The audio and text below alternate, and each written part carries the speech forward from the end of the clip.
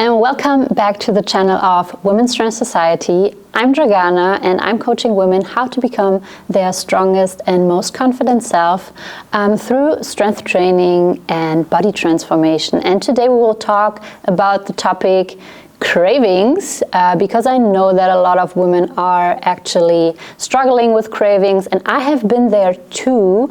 I had really some binge eating, overeating episodes in my fitness journey some years back, and I want to share my experience that I made on my own, but also coaching women on their eating behaviors and going through structuring their meals differently, and it has a huge impact on their hormonal levels, on their energy levels, on, as I said, the cravings, the sleep, the mood.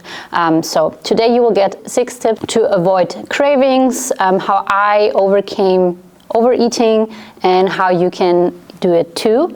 And we will start with one of the simplest things you can do right away, today. If you know what fats, carbs and proteins are, the three macronutrients, you want to make sure that on your plate, when you're sitting down today, when you're putting a meal together, that you have all 3 macronutrients on your plate. It doesn't mean you need to overload on fats or carbs or stuff like that, but try to have a balanced meal. I know that a lot of women say hey, when I'm asking them, how does your diet look? It's yeah, I'm eating very balanced. And balanced really doesn't mean anything, because it's also different. It's also different for everyone what this person means with it. So I'm always trying to get behind, but what does balanced mean for you? For me, when I'm talking about a balanced meal, it's having all 3 macronutrients on the plate.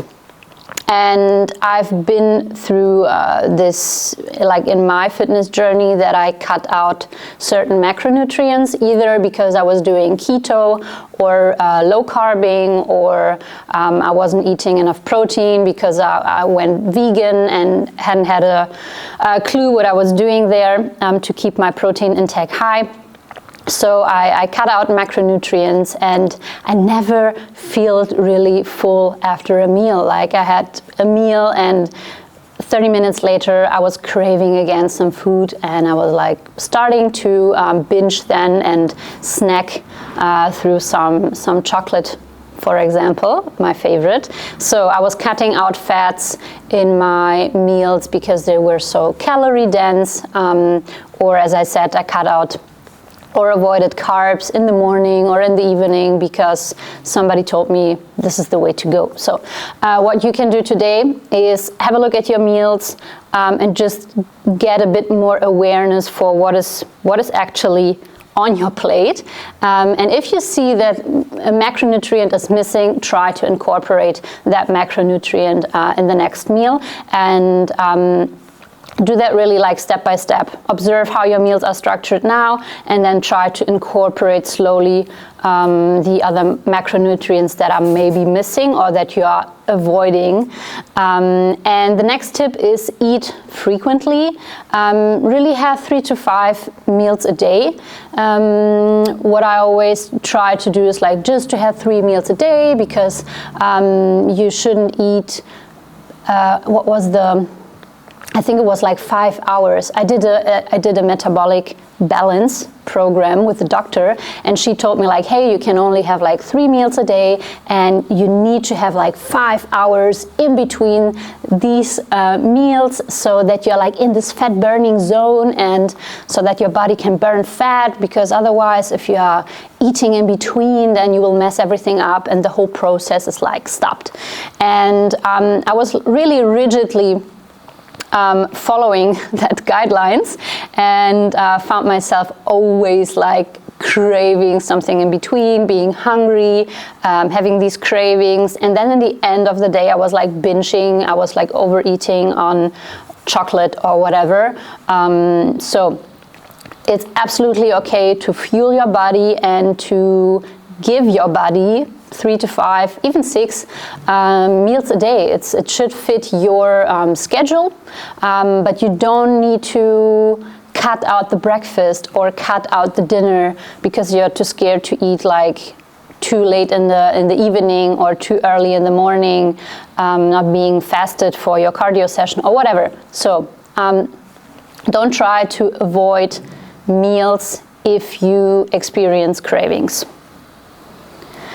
The next tip is get out of diet mode. If you are constantly trying to lose weight and you're unsuccessful with it, it's time to think about, hey, is it maybe currently not the right time for you to diet, and maybe you should get out of this like diet mode to regain some good relationship with food and with eating and having this structure in your meals before you are going maybe at some point again in a cutting phase. So even if you are, and especially if you are currently not successful with your diet, that means you are not really in a diet, but your mind is like constantly thinking you are dieting, and you will therefore as I said, skip meals or cut out some macronutrients, which isn't necessary to diet and to lose body fat,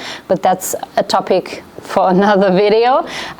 So if you're feeling you're constantly hungry, get out of this diet mode and fuel your body and give your body what it needs. Improve your meal structures, improve or increase the meal frequency you have, as I already said, per day. And if this still doesn't help, then increase the calories. It's totally fine. If you're currently not in a dieting phase, cutting phase, then there is no need to feel hungry all the time. That's not the point.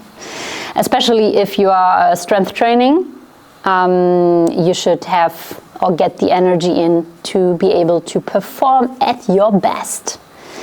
The next tip is choose a savory breakfast. This is really what changed my life. It sounds a bit cheesy that the one breakfast has changed my whole life, but I was always eating sweet breakfast. I always had porridge or granola or stuff like that, and I wasn't having really a good protein source. I had like protein powder, but it was never really giving me what my body was searching for. So after the meal I was not very satisfied, and I had the feeling like I need to get something like more in. And when I changed to a savory breakfast, it really completely changed not only my my daily energy and mood, but also my digestion, my sleep, my hunger management, like having cravings or not cravings. I wasn't experiencing cravings anymore,